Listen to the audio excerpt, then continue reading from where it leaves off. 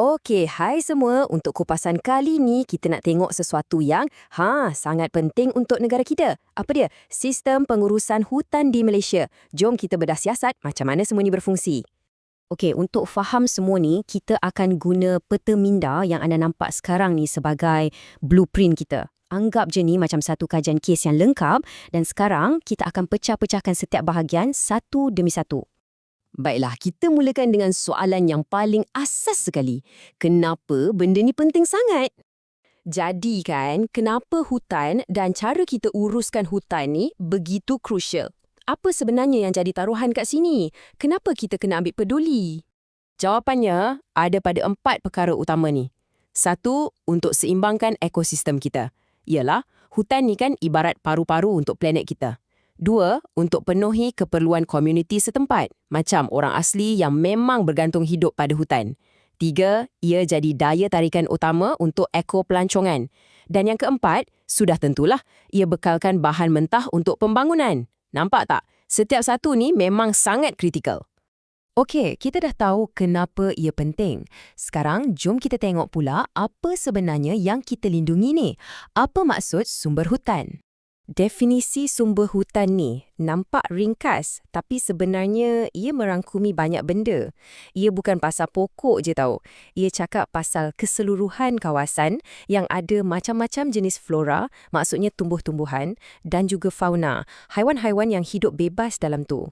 Jadi ia satu ekosistem yang hidup, yang bernafas.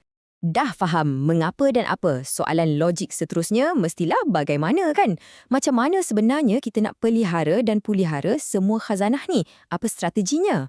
Sistem kita ni ada beberapa strategi utama. Contohnya, kita ada tapak Ramsar. Ini khas untuk lindungi kawasan tanah lembap yang super penting, macam Tasik Bera tu.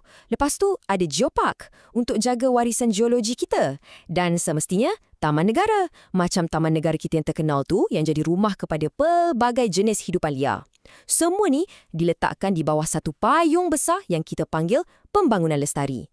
Maksudnya, kita guna apa yang ada hari ni, tapi pada masa yang sama, kita tak korbankan masa depan generasi akan datang. Semua usaha-usaha hebat ni, mestilah ada orang yang buat kerja, kan? Ia tak jadi sendiri. Jadi persoalannya, siapa sebenarnya pemain-pemain utama yang menguruskan semua ni? Yang menariknya kat sini, ia bukan kerja satu pihak je. Ia satu usaha sama, satu kolaborasi.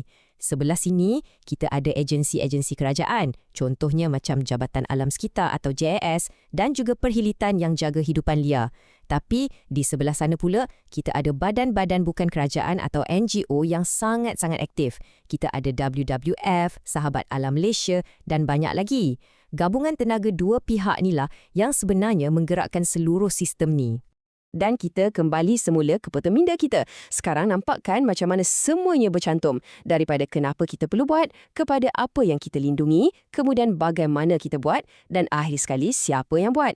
Semua ni saling berkait, tak boleh terpisah dan ia membentuk satu sistem yang lengkap dan bersepadu. Okey, sebagai penutup, saya nak tinggalkan anda semua dengan satu soalan.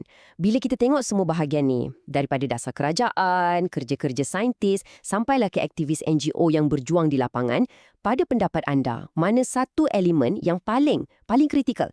Elemen mana yang kalau tak ada, keseluruhan sistem ni mungkin boleh gagal? Cuba fikirkan.